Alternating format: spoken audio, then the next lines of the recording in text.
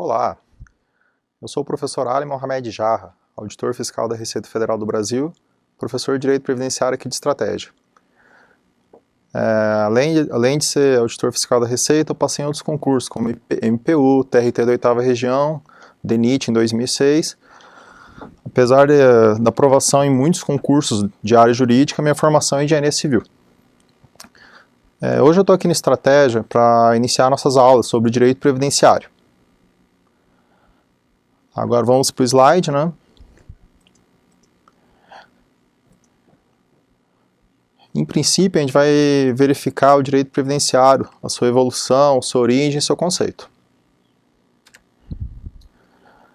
No caso, o direito previdenciário é um ramo do direito público que estuda a organização e o funcionamento da Seguridade Social. Especificamente aqui no Brasil, a Seguridade Social é tratada na Constituição Federal de 88 em capítulo próprio, entre os artigos 194 e 204, o que demonstra grande preocupação do constituinte originário quanto à previdência, à assistência e à saúde. Nessa parte é interessante o mnemônico, para lembrar que a Seguridade Social ela é composta de 3 ramos: previdência, assistência e saúde. Fazendo um mnemônico melhor, seria Seguridade Social é igual a previdência mais assistência mais saúde.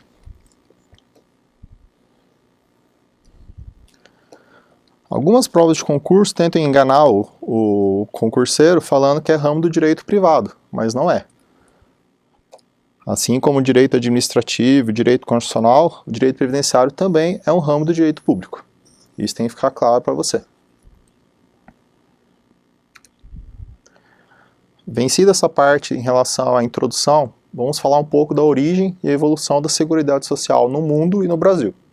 No primeiro momento, a gente vai falar em relação ao mundo.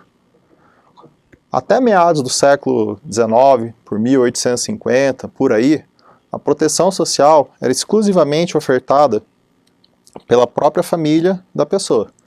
Ou seja, não existia a presença do Estado, como tem hoje em dia, com a Previdência Social, com o INSS e os benefícios previdenciários. Inclusive está aqui no slide. Proteção social era exclusivamente fornecida pela própria família ou pelas casas de assistências, que eram pessoas anônimas que ajudavam as pessoas em idade avançada ou em estágio de doença. Nesse ponto da história, por volta de 1850, fica caracterizado o Estado liberal. Estado liberal é aquele Estado em que o governo não se preocupa com políticas públicas aplicadas à população. Nesse caso, como já está aqui no próprio parágrafo, a proteção social era arcada pela própria família, do doente, do inválido ou da pessoa com a idade avançada. Não tinha participação do governo. Evoluindo um pouco mais para frente, no final do século XIX, entre 1880 e 1900, o Estado começou a ser mais participativo. Em várias partes do mundo, principalmente na Europa, os governos começaram a elaborar normas protetivas aos trabalhadores. A gente começa a perceber que o Estado deixa de ser um pouco liberal e começa a se preocupar um pouco mais com a sua população, com o seu povo. E finalmente, por volta de 1883, surge na Alemanha a Lei Bismarck. A Lei de Bismarck. No caso, o que seria essa Lei de Bismarck? Era um seguro contra doenças financiados, parte pelo empregador e parte pelo trabalhador. No caso, a Lei de Bismarck seria uma avó, uma bisavó bem distante do nosso atual sistema previdenciário pátrio, que é adotado aqui no Brasil, que é o RGPS, Regime Geral de Previdência Social. No caso, essa proteção trazida pela Lei Bismarck, ela era financiada parte pelo empregador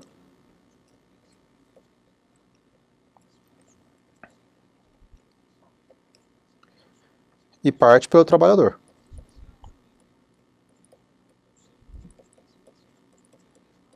Algo muito próximo que acontece no Brasil atualmente, onde o empregador contribui com suas cotas patronais e o trabalhador contribui com suas contribuições sociais.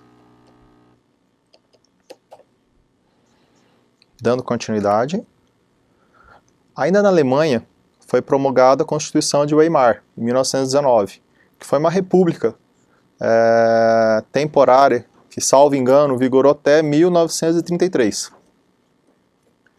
Sendo que essa Constituição trouxe no seu texto disposições previdenciárias. Previdenciário está ligado com a proteção da pessoa em condições em sinistros, né? Invalidade, idade avançada, está doente, enfim, sofre um acidente. Aí no caso a gente começa a passar do estado liberal para o estado do bem-estar social, que seria o welfare state. Então a gente começa a ver a evolução do liberalismo para o welfare state. Nesse ponto, como já foi dito, liberalismo, o governo não se preocupa com o bem-estar da sociedade. Já o welfare state, o governo se preocupa de forma demasiada, o que é muito bom, com o bem-estar da sua população. Essa é a evolução que a gente verifica no mundo nesse ponto. Indo alguns anos para frente, em 1935, nos Estados Unidos, foi criado o Social Security Act, que instituiu a Previdência Social para os norte-americanos. Esse instrumento normativo ele é a lei previdenciária básica dos Estados Unidos. Seria equivalente com a nossa lei 8.212 e 8.213, que são as leis da Previdência Social no Brasil. Como você pode perceber, o estado do bem-estar social, o welfare state, ele começou na Europa, mas já em 1935 ele chegou à América. Então, aquele liberalismo que a gente verificou lá em 1850, ele foi aos poucos sendo trocado, sendo substituído pelo welfare state, que é o Estado participando do bem-estar da sua população, por meio de benefícios previdenciários e assistenciais. Dando continuidade, algum tempo depois, já na década de 40, na Inglaterra, foi instituído o Plano Beveridge, que é resultado de uma ampla e profunda reforma previdenciária. Ele foi o ponto alto do welfare state, com a introdução de inúmeros benefícios aos trabalhadores. Inclusive, na época da implantação desse plano no Reino Unido, tinha até uma propaganda em jornais que era assim, que o britânico estaria protegido do berço ao túmulo. É uma propaganda um pouco mórbida, mas enfim, eu acho que ela conseguiu passar realmente o espírito da coisa, que a pessoa ia ser protegida pelo Estado desde o nascimento até o seu óbito. Passando um pouco para frente. Agora a gente falou até agora da evolução da Seguridade Social no mundo, né? Principalmente na Europa e um pouco nos Estados Unidos. Nesse ponto da matéria a gente vai falar especificamente no Brasil. Por volta de 1919 surgiu o seguro de acidente do trabalho. Entretanto, esse benefício era privado, ou seja, era custeado somente pelo empregado. Então, nesse ponto, o Brasil ainda está como Estado liberal, porque o governo não participou ainda do bem-estar da sua população. Algum tempo depois, foi criado o marco inicial, deixa eu pegar aqui, o marco inicial da Previdência Social no Brasil, que foi a Lei Eloy Chaves. Ou simplesmente LEC, né, abreviando. E quem que foi Eloy Chaves? Eloy Chaves foi um deputado federal pelo estado de São Paulo, que criou essa lei, que previa que cada empresa de estrada de ferro deveria criar e custear parcialmente uma caixa de aposentadoria e pensão. Esse projeto de lei do Eloy Chaves, ele foi baseado num projeto de lei argentino, com as devidas adaptações ao cenário nacional. Aí, no caso, essa CAP funcionava da seguinte maneira. Seria criada uma CAP, uma Caixa de Assistência de Aposentadoria e Pensão, por empresa de ferroviário. Então, seria assim. Empresa ferroviária A. Tinha a CAP A. E depois tinha a empresa ferroviária B. aí tinha uma CAP específica para essa empresa B também. E assim, sucessivamente, para todas as empresas ferroviárias. Aí, como podemos perceber, no caso, a aposentadoria e pensão, ela era feita no âmbito da própria empresa, que já era uma grande evolução na época, lembrando que até então o Estado era liberal, não tinha participação nenhuma. Com o tempo, a LEC, né, a Lei Eloy Chaves, ela foi expandida para outras empresas, criando assim inúmeras CAPs no Brasil. Claro, lá em 1923, chega um deputado federal, cria uma lei que cria um princípio de previdência para os ferroviários, claro que os bancários, os comerciários também queriam. Aí nesse momento ela foi expandida, aí, de forma análoga também. Por exemplo, o Banco A tinha uma CAP, o Banco B tinha uma CAP, e assim sucessivamente. Mesma forma, o comércio A tinha uma CAP, o comércio B tinha uma CAP, e assim sucessivamente. Então eu tenho que deixar bem claro que a CAP, ela é por empresa, cada uma tinha a sua, e isso tem que ficar bem claro.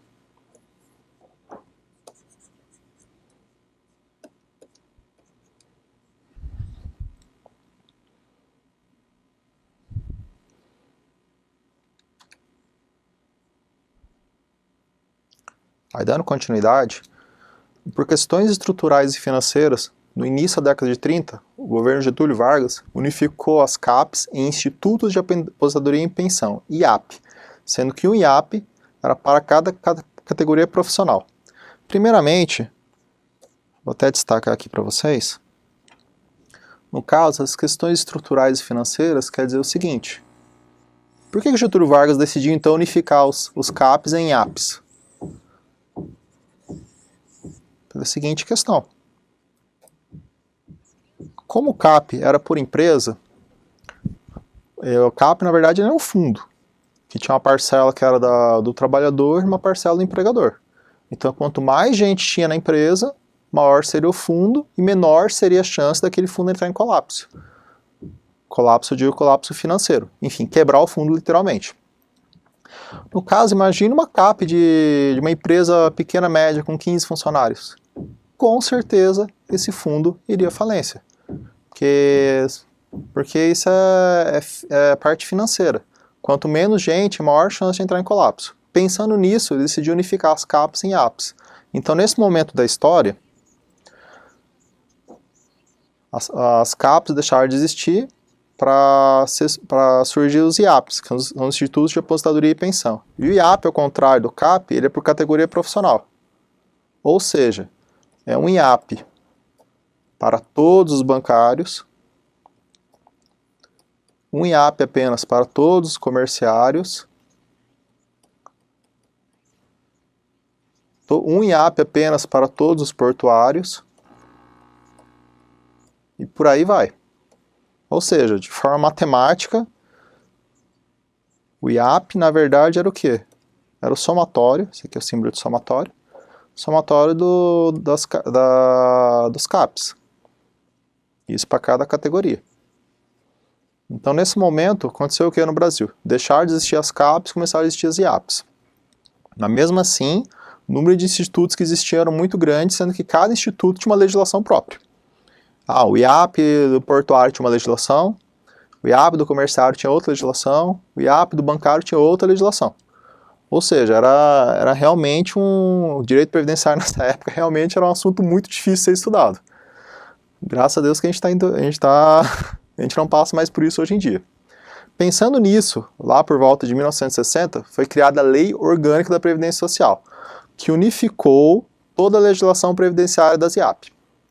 Ou seja, as IAPs continuaram existindo, cada uma por categoria profissional. Só que a legislação foi toda unificada. Isso já foi um grande avanço no ordenamento jurídico brasileiro, que facilitou muito, muito, muito a vida da sociedade, principalmente das pessoas que necessitavam de tais benefícios.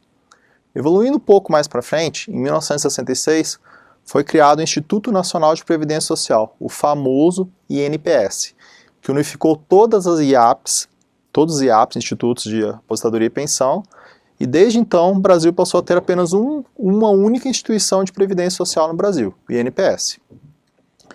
Então, nesse momento, a gente pode falar que o INPS foi o quê? Foi o somatório de todas as IAPs.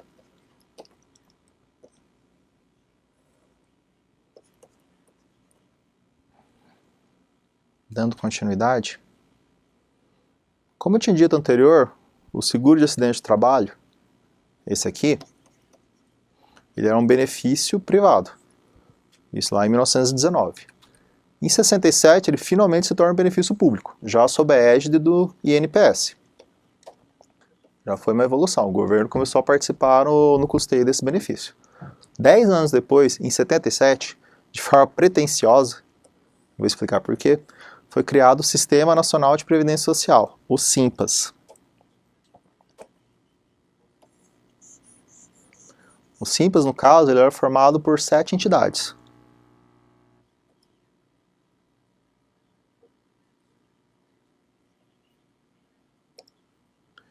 O Instituto Nacional de Previdência Social,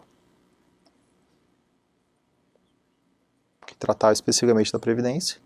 O Instituto Nacional de Assistência Médica, que era o famoso INAMPS, muito famoso na década de 80.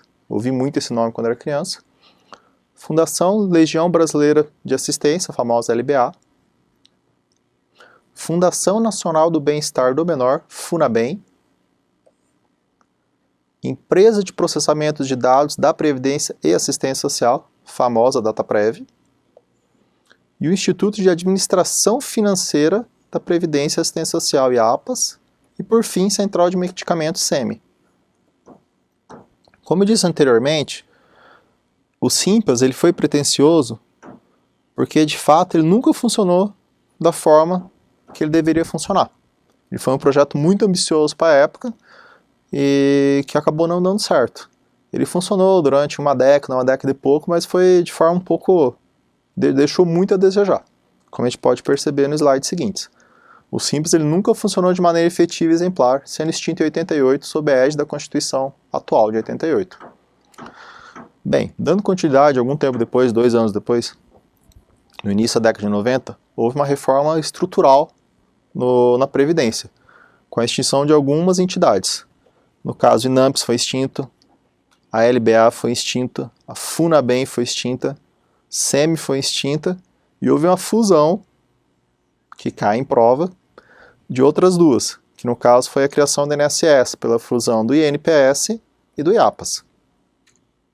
Lembrando que o INPS era o Instituto Nacional de Previdência e o IAPAS era o Instituto de Administração Financeira.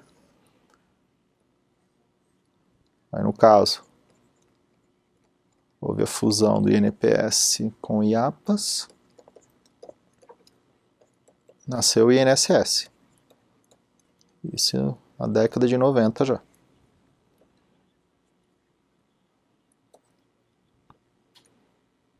E claro, a DataPrev continua na ativa.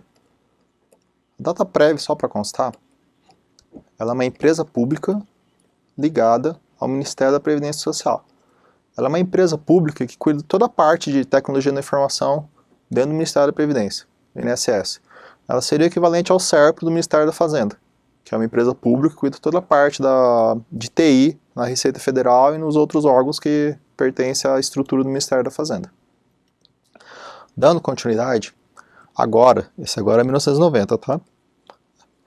O Instituto Nacional de Seguro Social era a entidade responsável pelo custeio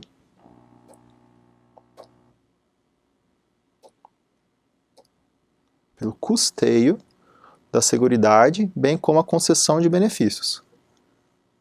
Custeio quer dizer o quê? O custeio quer dizer que o INSS era responsável pela arrecadação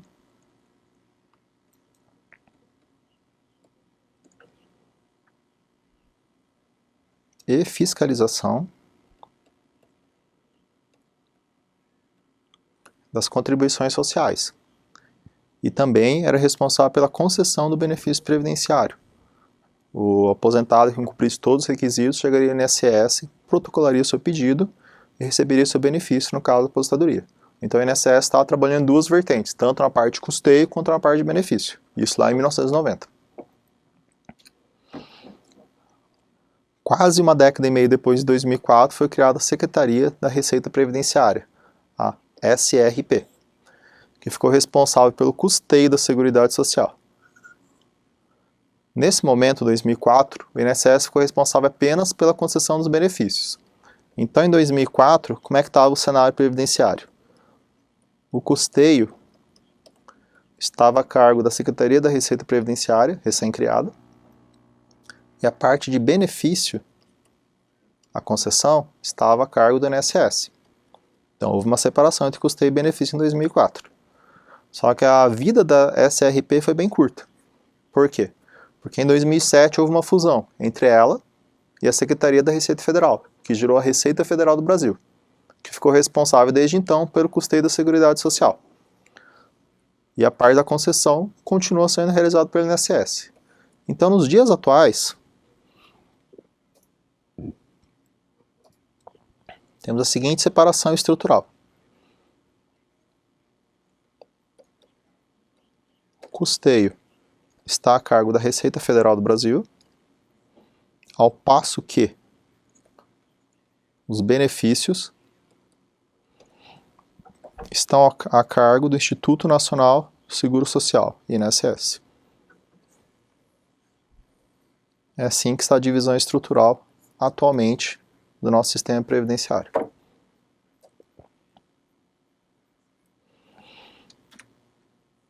Agora que a gente terminou essa nossa breve explanação, vamos fazer algumas questões de concurso para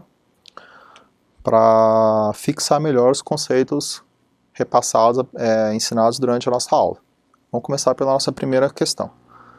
A constituição do sistema de proteção social no Brasil, a exemplo do que ocorreu na Europa, deu-se em razão de longo e vagaroso processo de superação dos postulados do liberalismo clássico, passando o sistema da total ausência da regulação estatal para uma intervenção cada vez mais ativa do Estado, que culminou com os atuais sistemas de proteção previdenciária.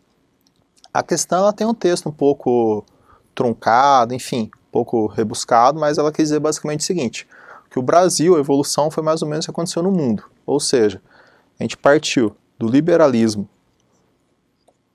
onde o Estado não se preocupava com o bem-estar, com a parte previdenciária do seu povo, da sua sociedade, até o nosso famoso welfare state,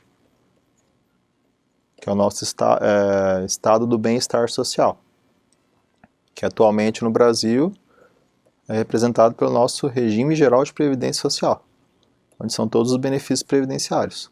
É exatamente isso que a questão traz, que passou por um longo e vagaroso processo de superação dos postulados do liberalismo, e culminou com os atuais sistemas de proteção previdenciária. A questão está certíssima. Próxima questão.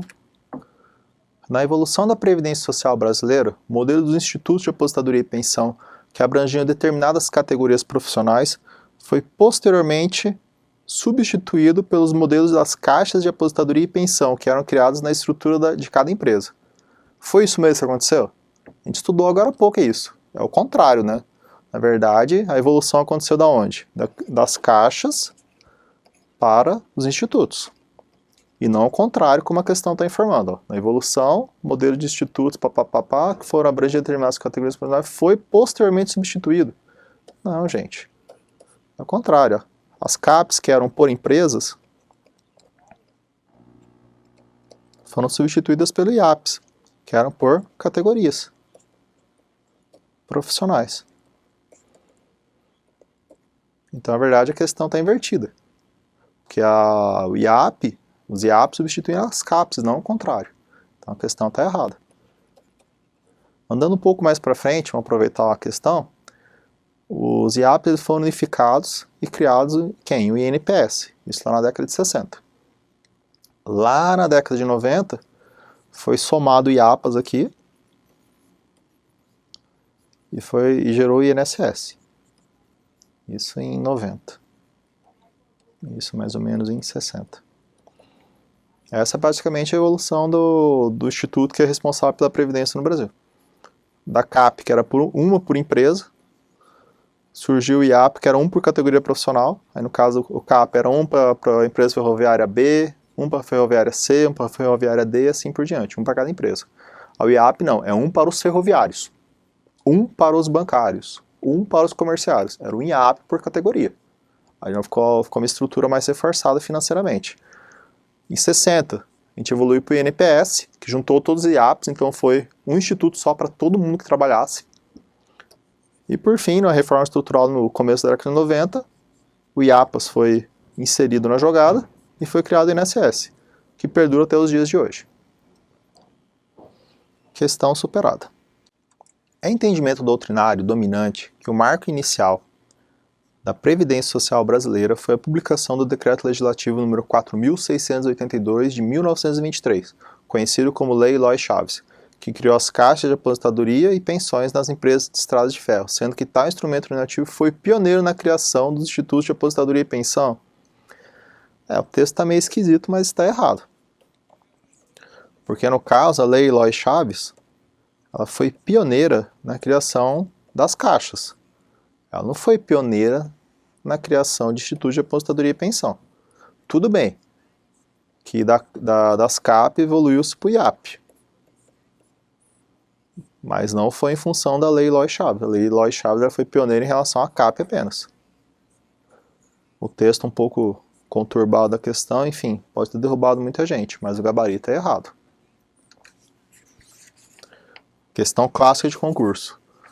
O INSS, autarquia federal, resultou da fusão das seguintes autarquias: IAPAS e INAMPS. É isso mesmo? Vocês lembram disso? Vamos voltar um pouquinho.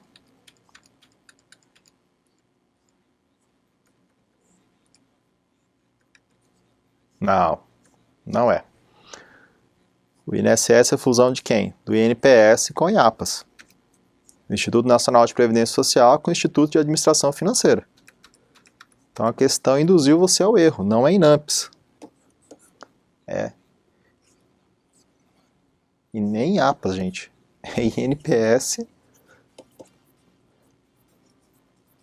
mais IAPAS. Desculpa. Essa é a fusão correta. Então a questão está errada. Dando continuidade, próxima questão. A fusão da Secretaria da Receita Federal com a Secretaria da Receita Previdenciária centralizou apenas em um órgão a arrecadação da maioria dos tributos federais, inclusive contribuições sociais? Correto. Observe que a questão fala, vou até destacar para vocês, que ela fala centralizou a arrecadação da maioria dos tributos federais. Ah, professor Ali, a Receita Federal não é responsável pela arrecadação de todos os tributos federais? Não, se eu falar que são de todos os tributos federais, eu vou estar induzindo você ao erro. Por quê? A Receita Federal do Brasil, o órgão onde eu trabalho, ela é responsável por quase todos os tributos federais. Observe que eu coloquei um quase no início da oração. Por que isso?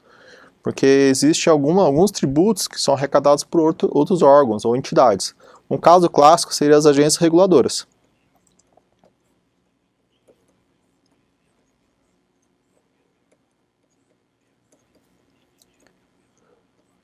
No caso, seria a Anvisa, Ancine, Anatel, Agência Nacional do Petróleo e entre outras. São acho que 11, são atualmente 11 agências reguladoras. No caso, elas, por lei, elas são os órgãos responsáveis. No caso, a entidade, né? Porque a agência é a autarquia. No caso, a entidade responsável pela arrecadação das taxas de fiscalização. Então, no caso, a taxa de fiscalização ela não está dentro do âmbito da Receita, em si dentro da agência reguladora. Por isso que a Receita Federal ela abarca quase todas, mas não todas. Bem, pessoal, encerramos este vídeo. Muito obrigado pela atenção e espero que tenha gostado. Grande abraço.